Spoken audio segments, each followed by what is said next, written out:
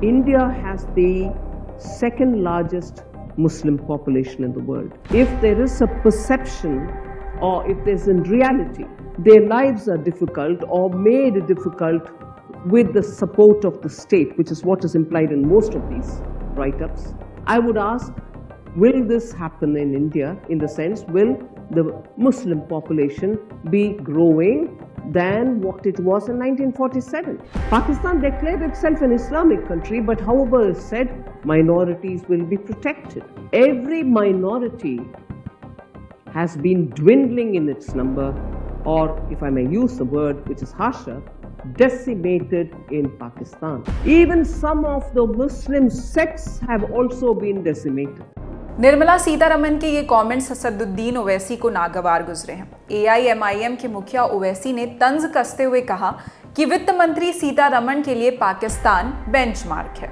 मतलब समझे, बिल्कुल वही मतलब है जो आप सोच रहे हैं, यानी वित्त मंत्री तुलना उस देश से कर रही हैं जो भारत के मुकाबले कहीं आसपास भी नहीं टिकता। ओवैसी ने निर्मला सीतारमन के कमेंट पर कुछ यही समझाने की कोशिश की है। दरअसल निर्मला सीतारमन फिलहाल अमेरिका के दौरे पर हैं। वहीं एक कार्यक्रम में उनसे भारत में मुसलमानों की हालत पर सवाल किए गए। जवाब में सीतारमन बोली कि भारत में मुस्लिमों की स्थिति पाकिस्तान के मुस्लिमों की तुलना में बेहतर है। अगर भारत में मुस्लिमों की स्थिति बेहतर नहीं होती तो देश में उनकी आबादी लगातार बढ़ नहीं रही होती।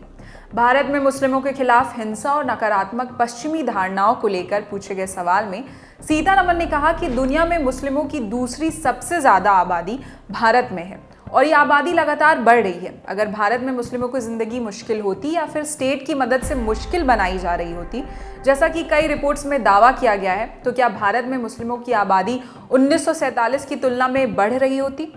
उन्होंने आगे ये भी कहा कि पाकिस्तान में हर अल्पसंख्यक समुदाय की आबादी घट रही है, यहाँ तक कि मुस्लिमों के कुछ समुदाय भी गायब हो रहे हैं, जबकि भारत में आप देखेंगे कि मुस्लिम तरक्की कर रहे हैं, वो कारोबार कर रहे हैं, उनके बच्चे अच्छी तालीम हासिल कर रहे हैं, सरकार की ओर से उन्हें फेलोशिप भी मिल रही है। निर्मला सीतारमन के इसी बयान पर असदुद्दीन ओवैसी ने पलटवार किया और एक के बाद एक ट्वीट्स कर तमाम सवाल उठाए। ओवैसी ने तंज कसते हुए ट्वीट कर लिखा, विश्व गुरु के वित्त मंत्री के लिए बेंचमार्क पाकिस्तान है। संघ परिवार की संविधान विरोधी विचारधारा के बावजूद भारत में मुसलमानों ने तरक्की की है। ओवैसी ने अगले ट्वीट में कहा, मुस्लिमों को कब तक पाकिस्तान से जोड़ा जाता रहेगा? हम कोई बंधक या पाकिस्तान के प्रतीक नहीं हैं। हम नागरिक हैं, हम भी सम्मान और न्याय पाने के हकदार हैं। जब एक हिंदू वर्ग सम्मान से जीने की मांग करता है तो आप क्या उन्हें चुप रहने को कहोगे? उन्होंने आगे ये भी कहा कि लोकसभा में बीजेपी का एक भी मुस्लिम सांसद नहीं है। इससे ज्यादा बुरा क्या होगा?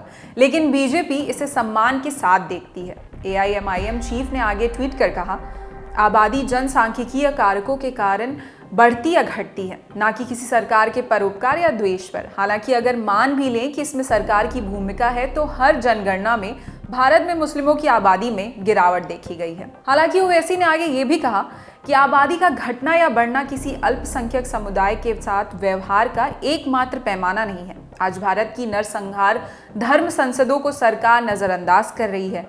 सत्तारूढ़ बीजेपी के सांसद मुस्लिमों के आर्थिक बहिष्कार का आह्वान कर रहे हैं और लोगों से हथियार रखने को कहते हैं। अकेले महाराष्ट्र में मुस्लिमों के विरोध में 50 रैलियां हुई हैं।